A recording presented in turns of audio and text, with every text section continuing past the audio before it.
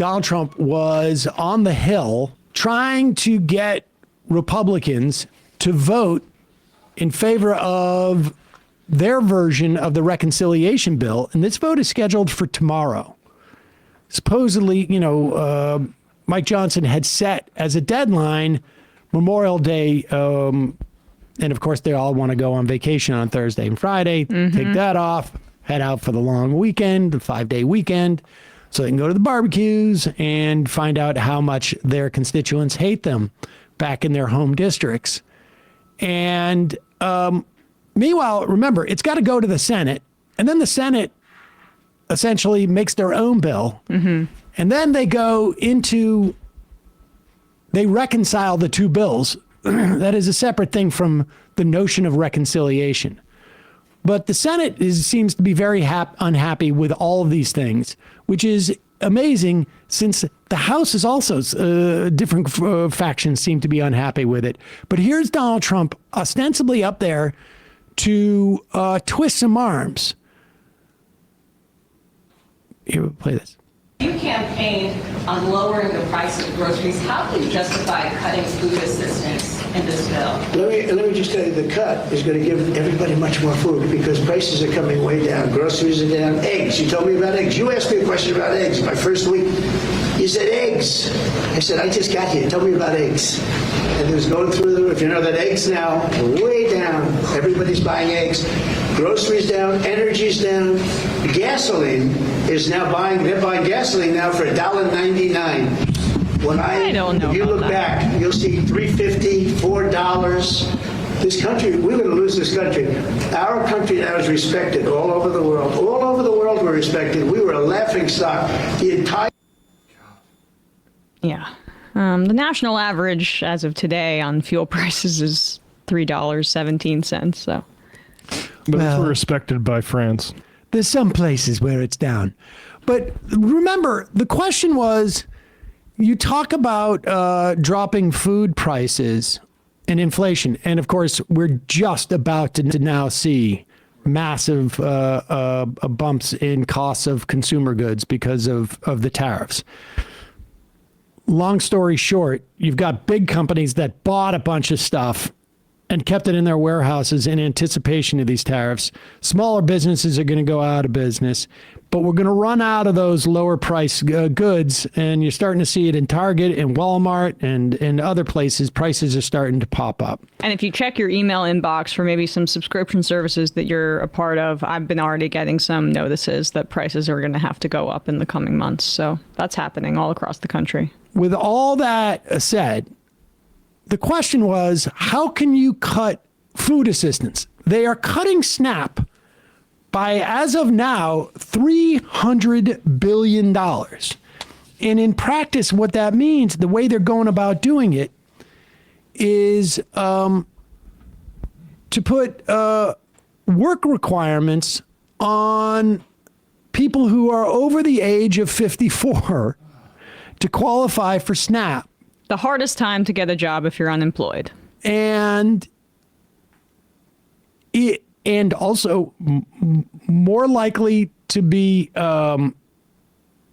physically incapable of working as much as they require. Just go move some boxes around for Jeff Bezos. And most likely to be the people who are most affected by the stock market crashing because, like the Great Recession, if you're closest to retirement, your 401ks do not have the ability to recuperate and to replenish themselves if they need to retire by 65. Most of these people are not going to have 401ks. Well, Trump is plunging us into a recession, most likely. But I'm saying, like, they don't even have them. I mean, as an entity, 401ks, the Venn diagram of people who are going to get food assistance and have 401ks, I would imagine, you're right, rather narrow. Yeah. But the point is still the same. I mean, you're basically at a time where there is like sort of pressure on seniors, you're increasing it. But let's go to other aspects of what's happening with this bill. Understand that, and here's the other thing. The top line biggest numbers that they're cutting, and they only apparently can get to like close to 1.5 trillion over the course of 10 years. The other big number in the reconciliation bill is $715 billion from Medicaid. And I'm looking at the top of CNN now.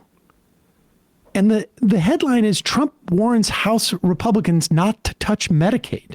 Yeah.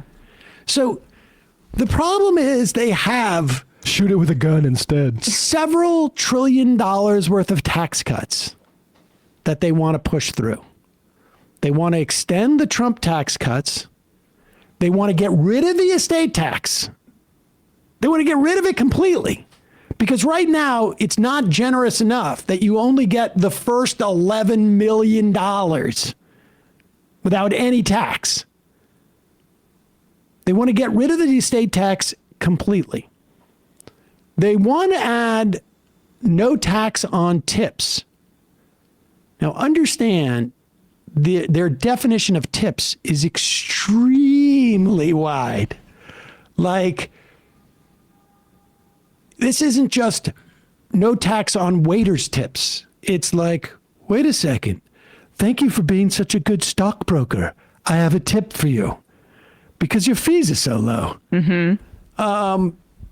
Could be thanks for being such a good real estate developer. I can't believe how cheap your prices are. But I will, of course, give the traditional tip. Yeah. And this is going to incentivize more businesses to offset wages into tipping. Another way for these corporations and billionaires and business owners to get out of paying a living wage to their employees. That's what this is designed to engender and what it would do if they're able to do it. No taxes on Social Security, of course, is another giveaway to just wealthy people. Wealthy people also get Social Security after working a lifetime, but they're subject to higher taxes because they have other sources of income, even in retirement. But also, you stop getting taxed on Social Security when you're making $177,000 a year. No. Oh, on the return. Yes, when you're a 65 or older, you get Social Security, and if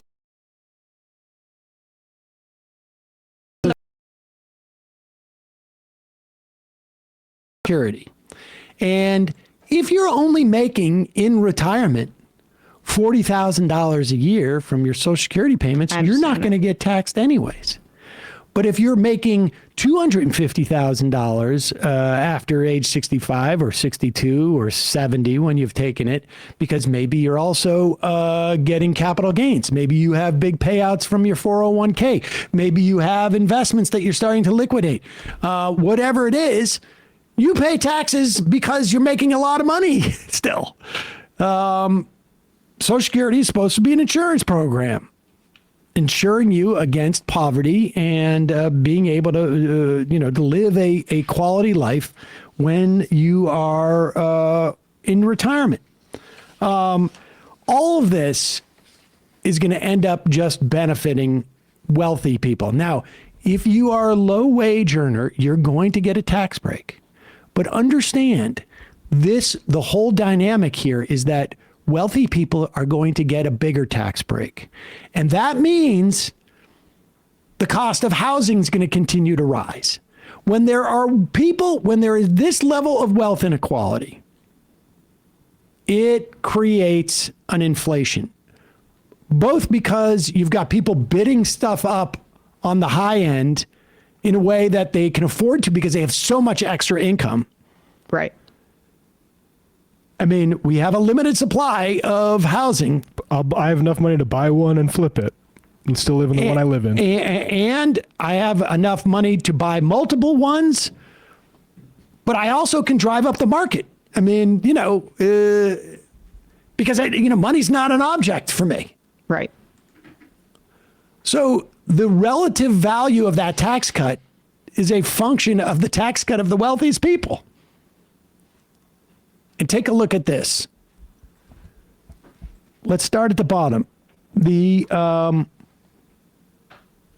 first 20th percentile of income would lose $100 because, of course, the least the people living in poverty essentially will lose $100, which is a lot of money for that. I don't know what the bottom 20th percentile is, but I bet you it's somewhere around, 14 grand a year. Yeah. You'll feel that. So, bottom 20% of household incomes $30,000 or less. And I imagine for an individual, it's I about. think about I wrote down around. But we were going to lose our 17,000, but country. I want to make sure that that's correct. But I Okay. think around 17. We were going to lose our country. The second 20 percentile will get a tax cut of 0.6%, and it'll gain them about $260. The middle 20% will get a tax cut of 1.2%, and it'll gain them $860. You see the direction we're going in. The wealthier you are, the more of a tax cut you're going to get. Fourth 20% here, that would be the 80th percentile, right? Yes. So for 80% of the people in this country, you will get a tax cut. The biggest size of your tax cut will be 1.8%. And if you're in that fourth, that 60 to Between 60 to 80%, 80, yeah. Yeah. you will save $2,000. Now, mind you, you're going to end up spending that at Walmart anyways because of the raised prices. But put that aside for the moment. The real, then the big jump starts to happen as you go further up I mean, it's just so obvious. And so if you are in the 80 to 90 percentile of income earners in this country, You're playing the game called capitalism. your tax cut is $3,380. You get a 2.1% tax cut. It's pretty good. Right? That's 2.1%. So that must be somewhere like, I don't know, around, you make $150,000 or so, 120 to 150,000 maybe, somewhere around there. If you were in the 90th to 99th percentile, you will get a 3.4% tax cut. That is almost 3 times what the middle 20% get in terms of percentage. And so you get, of course, because of the amount of money that you make, you're getting $9,000 instead of $860. Actually, $9,500. If you were in the top 1%, you get a 3.4% tax cut. The two biggest percentage of tax cuts come from 90% to 100%. But if you're in that top 1%, you get a $52,000 tax cut. Jeff Bezos came, Bill Gates came, Now- Mark Zuckerberg came. That is, of course, not, you can't get a Bugatti for that. No. But you can get a nice, and then if you are making over $1 million, it's a function of like, who knows, but it's a 3.3% tax cut. So if you're making like, I don't know, $100 million, 3.3%, that's $3,300,000. Well, they're going to invest it all and make our economy better. Yeah. They're gonna buy a couple of Bugattis.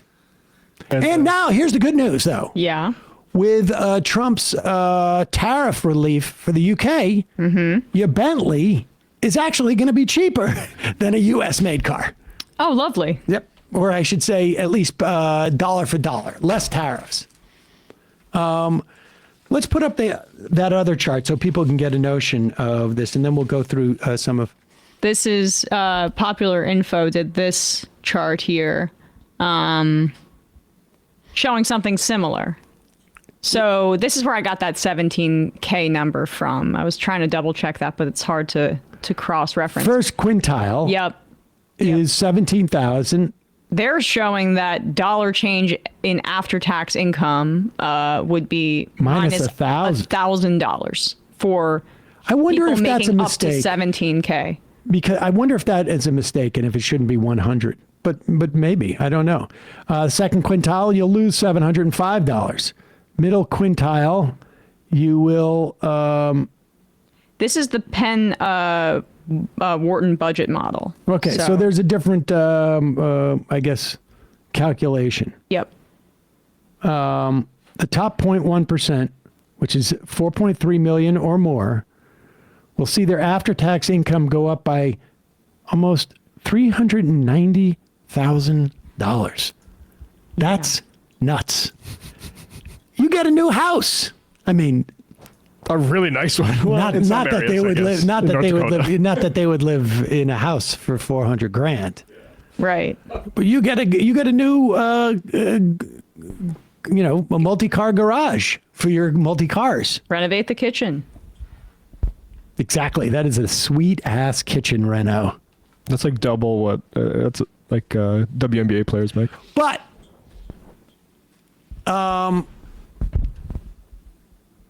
you got to pay for this Yep. if you want to get it through reconciliation. And you got to do it in a 10-year window where it's more or less revenue neutral. And the way they do that is, like I said, to cut $715 billion from Medicaid. Which is an $880 billion annual program. That's basically killing the program in terms of what is being asked of the Republicans by... No, this is over 10 years, so. Okay. So they're cutting 10% of it more or less annually. But here's how they're going to do it. They're going to impose work requirements. And they know work requirements don't actually function in the way that people think they do. Gotcha. We have two experiments with work requirements in this country, in Arkansas and Georgia. In Arkansas, it had to be reversed by a judge because it was such a disaster. But it basically followed the same thing as what happened in Georgia. Georgia, 2 years ago, allowed an expansion of Medicaid, low-income adults, under the condition that they work or train for a job. And what happened was they anticipated 50,000 people joining Medicaid based upon knowing the level of poverty that people were working in and who didn't have health insurance.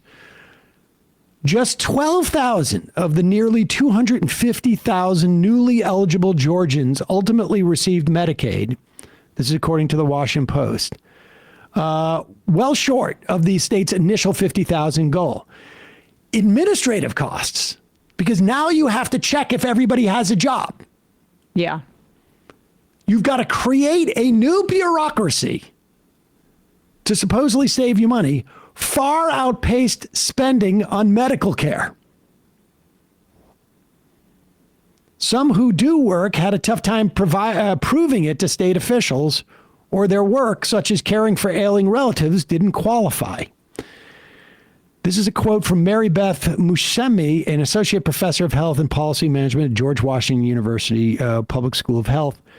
It's going to be creating this administrative bureaucracy and devastating amount of poor people who, despite being eligible, are going to lose coverage so that Congress can fund tax cuts for the wealthiest. That is it in a nutshell.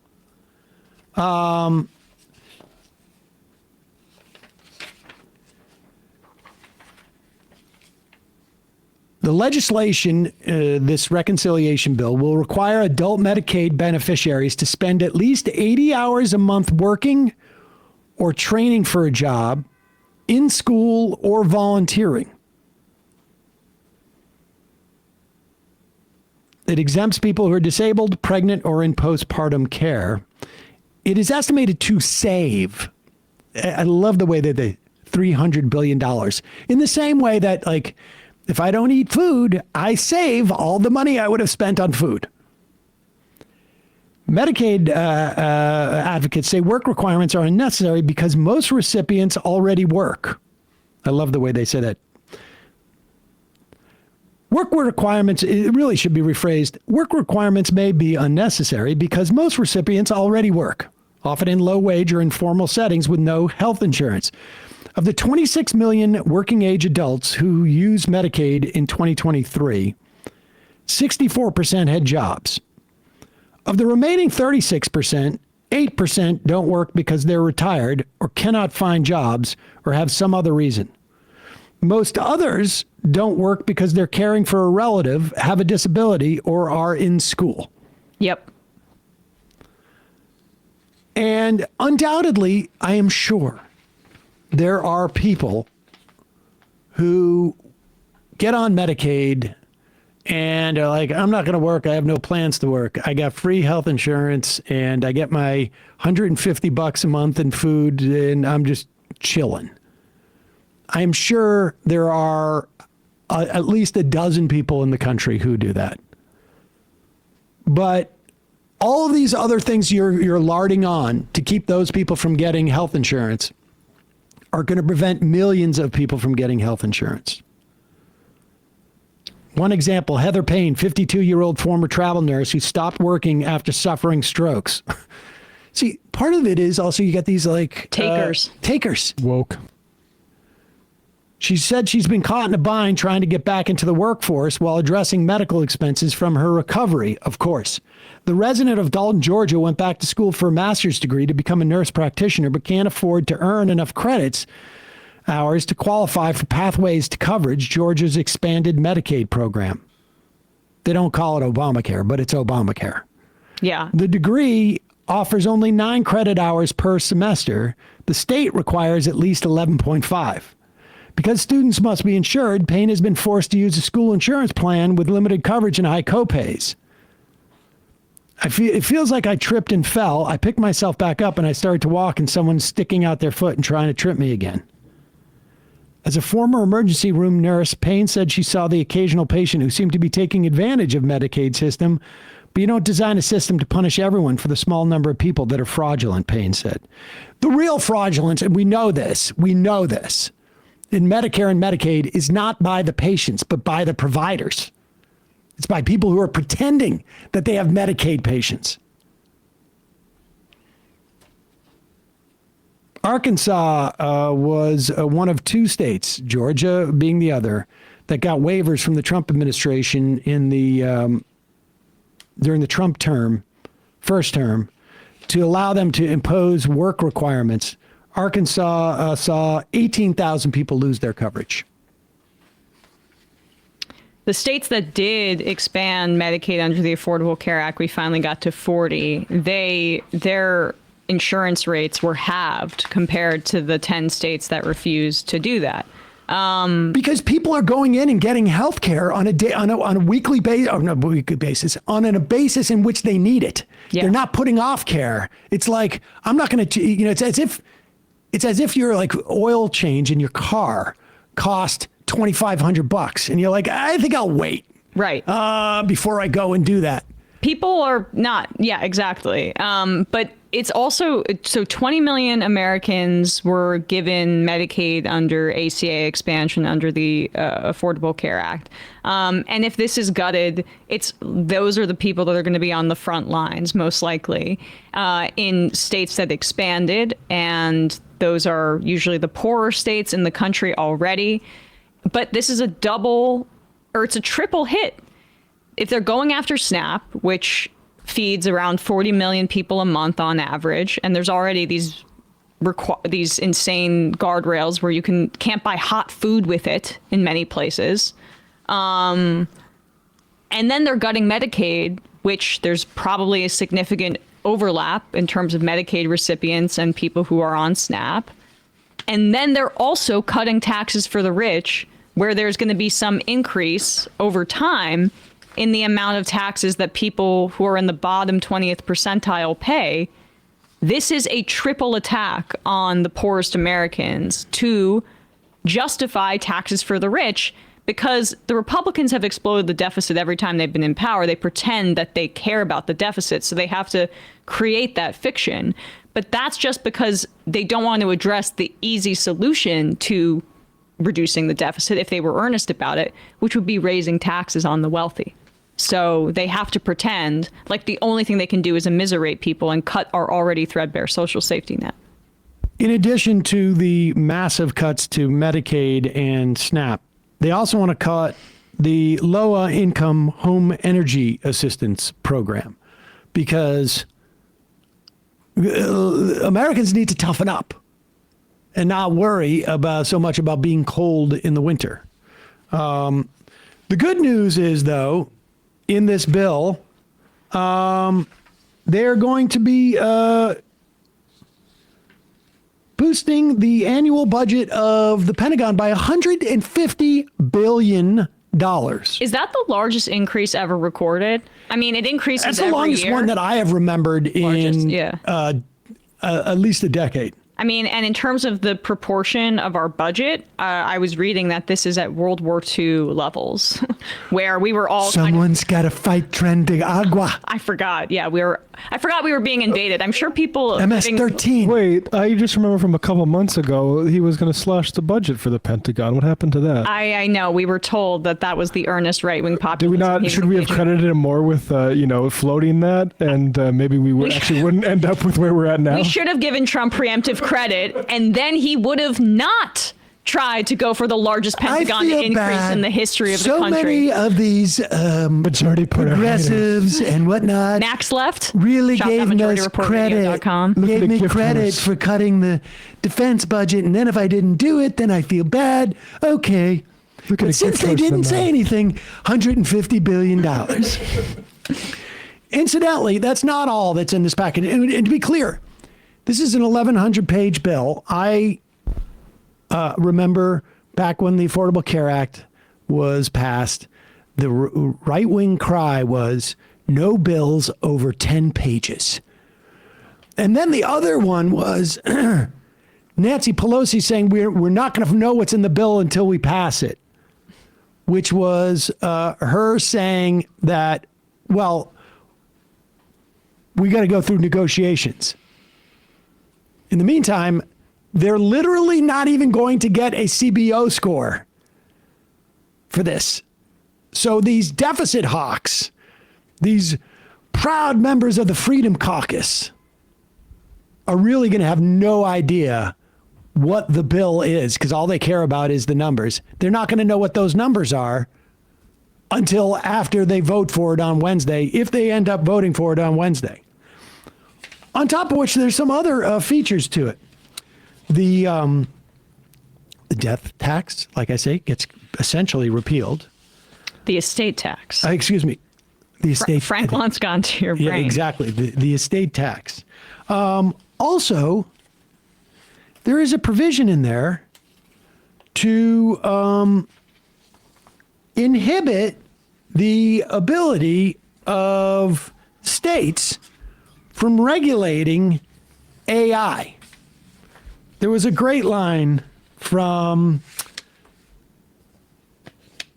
Bernie Moreno, senator from Wisconsin, in the story I read. Ohio, sorry. He's the one who took all the crypto money and unseated Sherrod Brown. He said crypto is it's not state specific.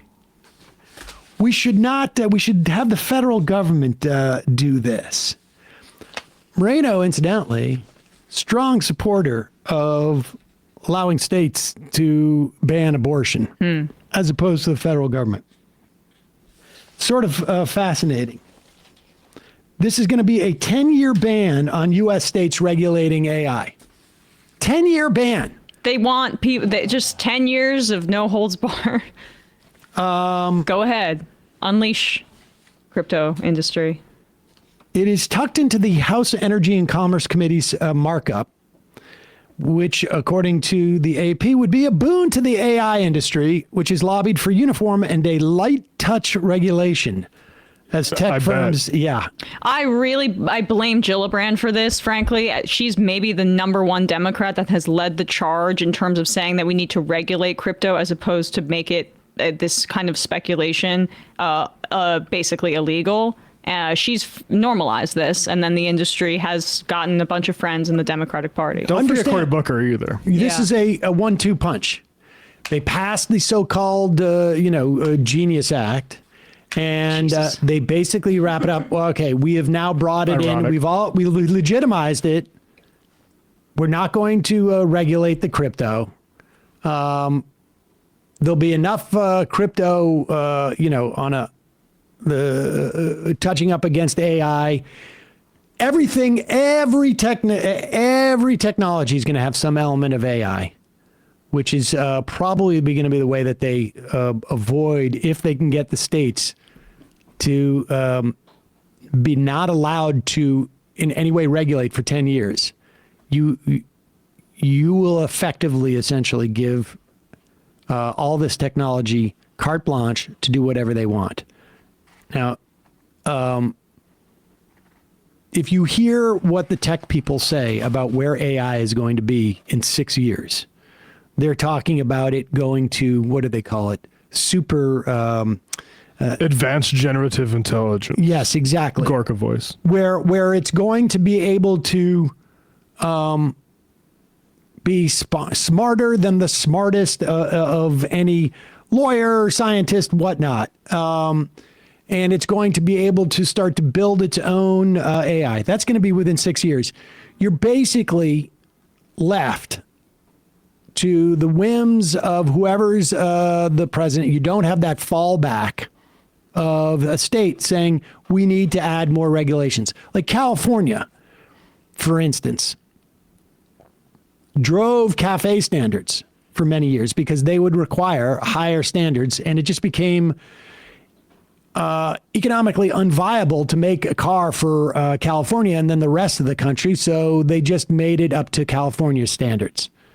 You see that with emissions. Now, the Bush people did a similar thing. They did that with emissions. Their Clean Skies initiative literally forced some states to raise the cap that they had on the release of things like mercury in the air. And that's what's also embedded in this bill. And I got news for you. There's going to be a dozen of these type of things. We don't know yet. We don't have access to the bill, and the reporting's not there. It goes on, the different things that are going to be in this really horrible bill. And what's terrifying is, so 16 Democrats joined, almost every Republican, Rand Paul, and then another who I'm blanking on, in the Senate, signed on to this. John Austin. To the Genius Act. Yeah. I'm still talking the About reconciliation. Reconciliation, okay. But yes, right. So that's separate, a separate bill. But there's also then this element in reconciliation, the 10-year ban, too. Yep. And there's going to be a lot more of provisions like that we're going to find out about. Right now, we're just hearing about it from people who are a little queasy on the Republican side. But when Democrats get a good look at this bill, it's going to be a real problem. Now, again, they're going to pass it in the House tomorrow, or they're going to try. And even if they pass it, then it's going to go to the Senate, and the Senate is going to have a lot of problems with this.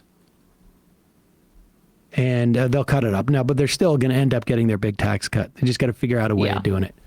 Hey, folks, don't forget to hit the subscribe button and check out our daily show. We do it every day at 12 p.m. Eastern for about 2.5 hours. We even take phone calls. You should check that out.